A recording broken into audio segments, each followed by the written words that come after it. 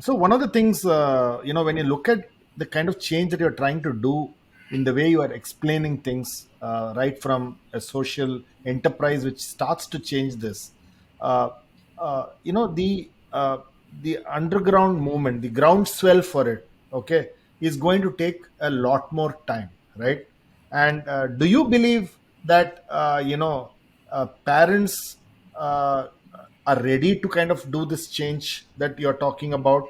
Do you believe the society is ready? Because we are too much of this society which is actually saying, you know what, hey, I have to put up my graduation ceremony in my Facebook, okay, I have to do this in my WhatsApp message, okay, and I keep looking at them and I keep looking at it saying, I don't need my kids graduation ceremony. I don't care, okay, I want the kid to think, I want the kid to succeed, right? It's almost like saying that I had a very interesting conversation where somebody was learning music, and I had to put them under some other teacher, and the parents said, you know what, he's been learning music for 7 years, and therefore would you start from what you would teach 7 years later, the music, whatever, after 7 years of learning music. And this teacher said, I don't know what he learned for 7 years, maybe he has to start from basics. Okay. So, which means that a typical schooling believes that when you are in seventh standard, you can go to eighth standard. But when you really look at a professional skill, you being there for 7 years doesn't mean that you will automatically move to the eighth standard. You may have to start from first standard. So, how do you get children? How do you get parents to understand this? Because if you really want mastery, you have to do this, and this understanding is very, very important, but I don't see that across parents. So I think parents understand that intuitively for certain things. So let me give you an example. If you're teaching your kid how to cook, once you've taught your kid a certain thing, so and I think the principle is simple. It's called see one, do one, and teach one. So you're teaching your kid, you're your kid's first teacher, and you continue teaching your kid. So let's take a simple thing like how to make an omelette, for example. So therefore your kid watches you, then you allow your kid to cut the onions, you allow your kid to perhaps break the eggs. They'll break 4 or 5 eggs and they'll mess it up and the shell will be, but they'll keep on getting better. You will tell your kid that I have enough confidence that you can learn this skill. I learned it, you can do it. So your kid will watch you. At some point, you'll then allow the kid, you'll give increasing risk to answer your question. At some point, you will know when to give your kid that additional responsibility. You won't allow a 3-year-old to cut the onions because the 3-year-old doesn't know how to handle a knife. But you will allow the 3-year-old perhaps to add the yolk after you've broken the egg. You have enough intuitive common sense to know what a kid is able to do and not able to do. And gradually over time, you'll allow the kid to maybe cook his own omelette. And maybe at some time, you'll allow the kid to cook an omelette and feed you as well.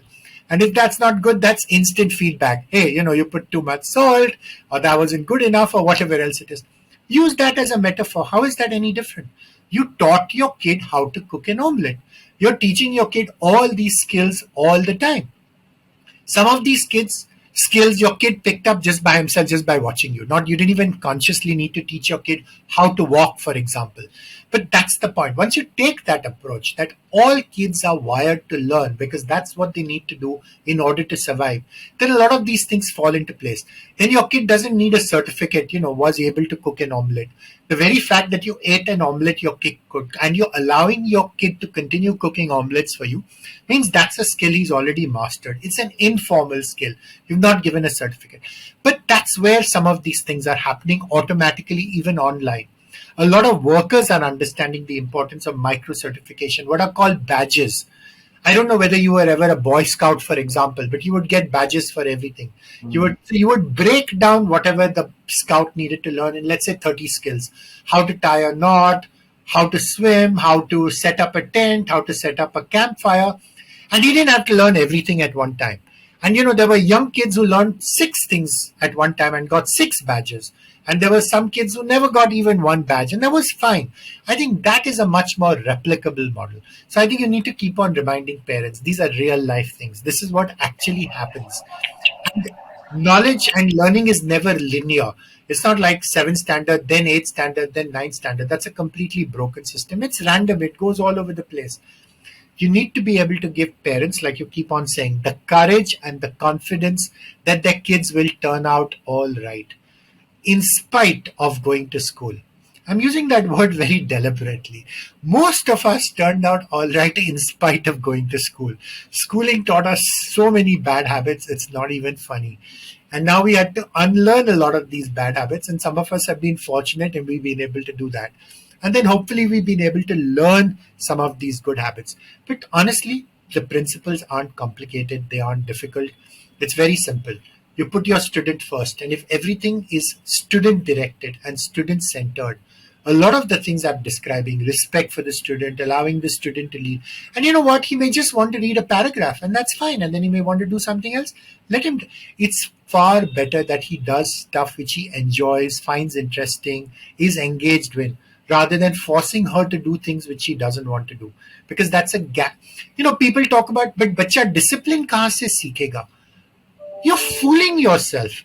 If your idea of discipline is enforced discipline, then I'm sitting in the room and that's why the kid is doing the homework, what's going to happen when you leave the room? True. Enforced discipline is not self discipline. And if you're not sure that your kid is able to discipline himself enough to be able to study for himself when you're not in the room, then you've not done a good job. Just accept that. And there's lots of things you need to do in order to do that good job.